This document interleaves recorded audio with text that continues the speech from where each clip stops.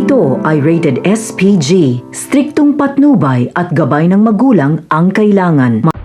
Isang mapagpalang araw, mga kapamilya. Magsimula tayo sa malaking anunsyo. Matapos ang matagumpay na talumpati ni Tanggol, ay opisyal na nga siyang ipinakilala ni Don Julio bilang tagapagmana ng mga Montenegro. Isang malaking desisyon ito na siguradong may dalang malaking pagbabago sa buhay ni Tanggol.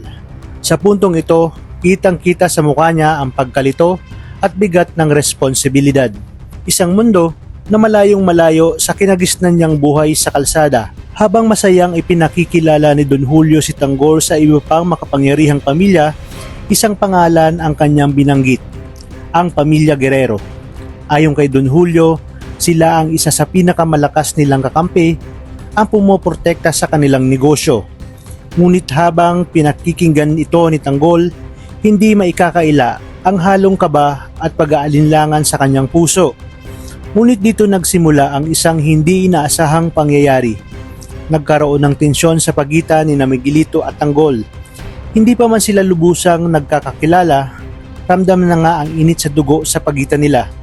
Ngunit imbis na palalain ang sitwasyon, lumapit si Miguelito kay Tanggol at inabot ang kanyang kamay. Isang kilos na nagbigay ng malaking tanong sa lahat. Tunay nga kayang sincero itong si Miguelito sa kanyang alok na pakikipagkaibigan kay Tanggol, o may mas malalim na dahilan sa likod ng kanyang galaw? Sa kabila ng kanilang hindi pagkakaintindihan, mas pinili ni Miguelito na unahin ang negosyo at koneksyon kaysa sa personal na hidwaan. Alam niyang mas magiging malakas ang kanilang pamilya kung sila ay magkakaisa. Pero ang tanong, ganito rin kaya ang pananaw ni Tanggol? Samantala, sa kabilang banda, habang ito'y nagaganap ay puspusan namang nagpaplano si Lucio para sa isang malaking transaksyon, ang unang pagsubok sa kakayahan ni Santino bilang kanyang kanang kamay. Pinagkatiwalaan ni Lucio si Santino sa isang delikadong misyon at patunay ng kanyang tiwala sa kakayahan ng binata. Sa takdang oras, nagtungo na ang grupo ni Santino sa isang madilim at mapanganib na lugar kung saan nila makakatagpo ang kanilang kliyente, si Inigo, isang makapangyarihang negosyante na may malawak na koneksyon sa black market. Sa pagdating ni Inigo, hindi niya itinago ang kanyang pagkagulat at pagtataka. Tahimik niyang ininspeksyon ang produkto, ang itinatawag nilang Red Chaser, isang bihirang uri ng produkto na karaniwang nanggagaling sa Hong Kong. Dito na nagsimula ang tensyon. Habang pinagmamasdan ni Inigo ang mga tauhan ni Santino, hindi siya mapakali. Isang matalim na tanong ang binitawan niya, saan ninyo nakuha ito? Napansin niyang wala namang incheck sa grupo ni Santino, kaya hindi niya maiwasang maghinala kung paanong napunta sa kanila ang isang produktong bihirang makita sa bansa. Sa puntong ito, tumindi ang iringan sa pagitan ng dalawang grupo. Tumaas ang tensyon, nagkagitgitan ng matindi, na tila naghihintay lang ng isang maling kilos upang sumabog ang sitwasyon, at sa isang iglap, bumunot ng baril ang magkabilang panig.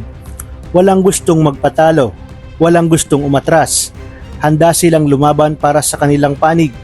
Ngunit sa kasagsagan ng tensyon, isang hindi inaasahang pangyayari ang naganap. Biglang dumating ang mga pulis. Sa isang iglap, nagkaputukan. Walang takot na lumaban ang mga batang tondo. Pinatunayan nilang hindi sila basta-basta umuurong sa laban at tuloy-tuloy ang barilan. Walang gustong sumuko sa gitna ng putukan. Naghanap ng matatakasan sina Santino at ang kanyang grupo. Isang tauhan nila ang sumigaw, "Malapit na tayong maipit, wala na tayong mapagpipilian, kundi ang tumakas." Habang patuloy ang putukan, isang mas malaking tanong ang bumalot sa kwento. Sino sa dalawang grupo ang mahuhuli ng mga otoridad? At ang mas matinding tanong ngayon, totoo ba ang ipinakitang kabaitan ni Miguelito kay Tanggol?